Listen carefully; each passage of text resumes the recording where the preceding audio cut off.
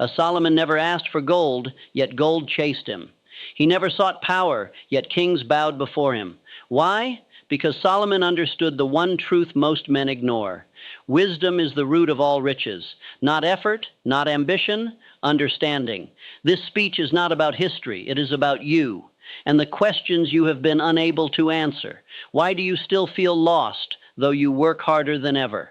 Why does your life lack direction, though you chase every goal? Why do you read, strive, push, yet remain without peace, without dominion? Because you have pursued what Solomon refused. You have sought results without law. You have chased success without understanding the structure that sustains it.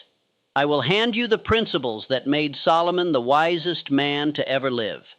You will learn how to govern your thoughts, how to build wealth without worshiping it, how to hear the voice of truth in silence, and how to become the kind of man the divine would trust with abundance. The secret wisdom of King Solomon. You are about to unlock the spiritual logic behind one of the greatest men who ever walked this earth. Not because he conquered lands by blood, but because he understood law. Not the law of courts, the law behind all things. The law that governs power, gold, peace, and purpose. Most men today want gold, but are unwilling to become gold. They want the palace, but ignore the cornerstone.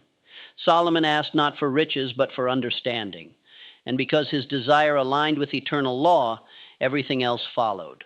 What he received, dominion, wealth, peace, mastery, did not arrive through war or chance. It arrived as divine response to a mind aligned with principle.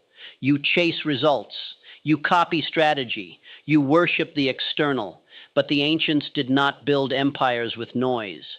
They built in silence. They built by law. And Solomon built what no modern method can purchase, a name that echoes through time. The real treasure was never his gold. It was the mind that magnetized it. That same law still governs wealth today, but men no longer seek it. They seek shortcuts, and for this they remain servants of systems they should command.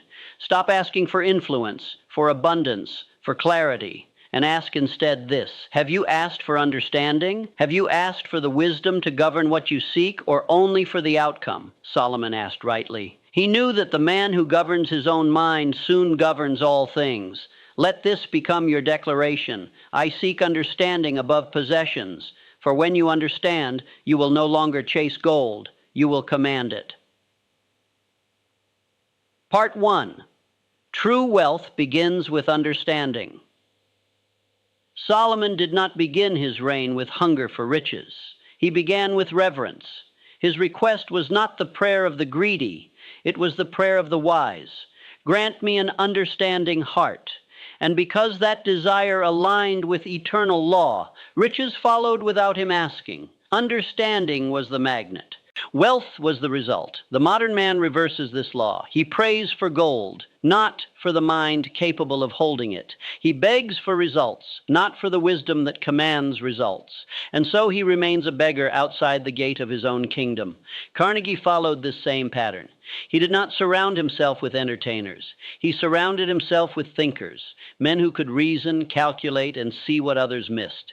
His wealth was a byproduct of thinking in long-term law. Solomon ruled without raising his voice. His greatest victories were not on battlefields, but in moments of judgment where understanding became both sword and shield. Stop asking how you can earn more. Begin asking how you can understand better. You are not here to become a laborer. You are here to become a wise man. One wise decision is worth more than 1,000 days of effort, for wisdom purchases what sweat alone never can. Every day ask yourself, do I understand the laws behind what I am doing, or am I blindly performing tasks others designed? Solomon was not born into wisdom. He chose it. He made wisdom his priority, and in return, it made him a ruler. Gold is nothing more than the visible reward of invisible alignment. Let these words govern you. I sow understanding and reap gold. Part 2. The wise man governs his thoughts before his kingdom. Solomon declared, as a man thinketh in his heart, so is he. That is not poetry. It is law. A man's outer kingdom rises or collapses based on the state of his inner court. Thoughts are not idle. They are architects. The man who fails to govern them builds a palace on sand. You cannot master wealth, relationships, or purpose if you cannot first master your reactions, your focus, your inner voice. The mind is either throne or battlefield. Solomon did not rise because of inheritance. He rose because he ruled within first. Men today are frantic. They want to control everything outside, people, politics, profit. But ask them, can you still your mind for 1 hour? Can you hold a vision in silence? Can you command your thoughts like soldiers? Most cannot, and that is why they fail. Henry Ford was not the most educated man, but he mastered focus. He trained his mind to stay on one idea until results obeyed. He made time for solitude. He walked quietly with questions and returned with answers. That is what separates the leader from the laborer, a governed mind. No external fortune can outshine the torment of an ungoverned inner world. Solomon's kingdom was great because his mind was first submitted to law. Write this: I rule my thoughts, therefore I build. Every achievement you seek must first be formed in thought. Thought held in clarity, thought fueled by faith, thought refined in silence until it becomes command. You must set law within your thinking. Wake each morning and decide, what thoughts do I permit? What doubts must be silenced? What must I repeat until my mind obeys? A castle without guards falls. So does a mind without watchmen. Place guards at the gates of your attention. Begin each day in stillness. Do not touch the world until you have spoken law into your thoughts. Solomon sat upon a throne, but his real power was invisible. In the rhythm of his heart, the structure of his values, the clarity of his attention. You do not need another plan. You need inner discipline. You need law of thought. You need silence before decisions and vision rehearsed until it becomes instinct. That is how kings move. That is how empires rise. Part 3. Ask for wisdom before you are trusted with power. The man who seeks power before wisdom is a child playing with fire. He may build for a moment, but the structure will not endure. Solomon was offered anything he desired: riches, long life, the defeat of his enemies. But he asked for discernment. He knew that only wisdom could hold what power attracts. Many today ask for wealth without knowing how to rule it. They cry out for recognition without knowing who they are. They desire influence before they have established order within. And so what they gain quickly, they lose just as fast. The law is eternal. Power demands structure, and structure demands wisdom. Divine law does not grant command to the man who has not proven himself capable of sustaining it. Solomon's request pleased the heavens because it was aligned with spiritual law. He did not ask selfishly, he asked lawfully. He asked for what would make him capable of building without collapsing. And for this, he received not only wisdom, but everything beyond it. Stop asking for more. Ask for the mind that can hold more. Ask for the character that sustains abundance. Ask for the discernment to make the right decision when no one watches and no one applauds. Carnegie sought men with judgment, men who would not panic under pressure, who chose principle over impulse. The fortune was built because the foundation was mental clarity. You were not denied power, you were protected from it. For power without preparation is poison. It blinds, distracts, and multiplies the flaws already inside you. Make this your creed. I ask for wisdom to match the wealth I will hold. I prepare my mind so my fortune may stand. Write in your journal this question: what must I understand in order to carry the future I desire? Sit with it. Listen. That answer, received in silence, will be worth more than any course, book, or mentor. Do not say you want millions if you cannot govern hundreds. Do not declare readiness for expansion if you still delay the basic disciplines of daily life. That is mockery to the law of wisdom. Part 4. A wise man knows when to speak and when to remain silent. A single word can crown a man or destroy him. Solomon's throne did not stand upon stone or gold alone. It stood upon judgment, upon the razor's edge of language. He could end conflict with one sentence. Such is the weight of wisdom spoken at the right moment. You are taught today that power is volume, that dominance belongs to the first voice. This is a lie. Real power is measured in restraint.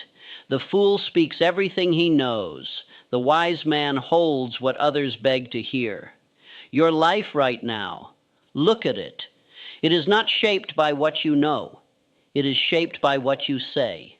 The words you speak over your future, the tone you use in conflict, the silence you break when patience would have preserved your peace. Speech is not expression. Speech is creation. Every word becomes law in the world you inhabit. Rockefeller was not known for loud speeches. He was known for measured silence. When competitors panicked, he paused. When rumors swirled, he waited. Carnegie, too, listened more than he spoke.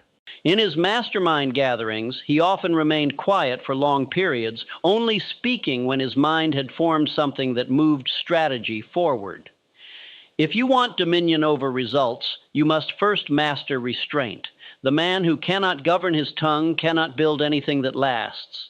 You must build a law over your mouth. Say nothing reactive, say nothing unmeasured, say nothing that weakens your future. Even in anger, speak with the weight of one who knows that words are weapons. Each morning declare, I speak only what builds. My words are instruments of order. I govern my tongue and therefore command my outcomes. When tempted to speak for validation, pause. When someone wrongs you and you wish to retaliate, pause. When uncertainty tempts you to fill the air with noise, pause. The man who can wait possesses more power than the man who reacts. Solomon's empire did not begin with a speech.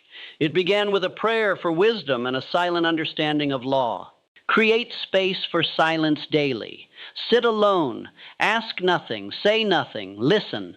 There, the seed of true power begins to grow. Part 5. Wisdom multiplies only when shared with the prepared. Wisdom does not multiply in noise. It multiplies in order. In circles of men who honor law, seek growth, and walk in discipline. Solomon did not share his proverbs with fools. He wrote them for sons, for seekers, for those who honored truth. Look around you. Who surrounds your mind? Who hears your ambitions? If your circle mocks principle, fears silence, and chases distraction, you are not in a mastermind. You are in a trap. Schwab did not ascend because of charisma. He was surrounded by men of principle. He served under Carnegie, one of the most law-abiding minds of his era. He absorbed the order of Carnegie's methods, the vision of his planning, the confidence of his word. He rose because he multiplied wisdom through association. If you want to rise, first purge the foolish, then assemble the wise. One man who honors law is worth more than 100 who entertain themselves with mediocrity. Build your circle with intention.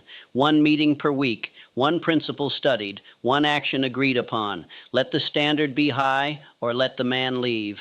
Solomon wrote, iron sharpens iron, so one man sharpens another. When minds meet in truth, the friction births strength. But if iron strikes wood, both are damaged. Do not bring wisdom to the passive. Do not waste principle on those who will not obey it. Your future does not depend solely on your effort. It depends on your environment of thought. You rise not merely by what you do, but by what those around you permit you to become. Build the circle. Protect the standard. Multiply the wisdom. It is the only way a king is ever truly made. Conclusion. Solomon's power is not buried in the past. It is waiting in you. You have walked with kings. You have seen what made Solomon great. Not his palace, not his treasury, not his robes, but his mind aligned with divine order. And now it is your turn. This world does not belong to the loud. It does not belong to the impulsive or the clever schemer. It belongs to the man who rules himself and governs that rule by unalterable law. the man who honors understanding before opinion, the man who speaks less and builds more, the man who seeks first the invisible order and then commands the visible world. Repeat these truths as instruction to your mind. I live by the wisdom of kings. I obey law and command wealth. The kingdom I build begins within. You have been taught that understanding is greater than riches, that thoughts must be governed before cities, that silence can be mightier than armies, that wisdom shared with the prepared multiplies power, that riches without purpose dissolve, that failure is instruction, that reverence is the root of all true power. These are not isolated lessons. They are one system of law, and that system waits inside you. You begin by writing your definite purpose, your vision, your throne. Then you set law around it, law of waking, law of thought, law of speech, law of action. These become your walls. These become your peace. Solomon did not wander into greatness. He built it by law, and now you must too. Say it again. I live by the wisdom of kings. I obey law and command wealth. The kingdom I build begins within. You do not need more opinions. You need law. You do not need more motivation. You need understanding. You do not need more approval. You need alignment. These are the treasures Solomon possessed. They are now yours. Take them, write them, speak them, live them, and walk like a man who was taught by kings.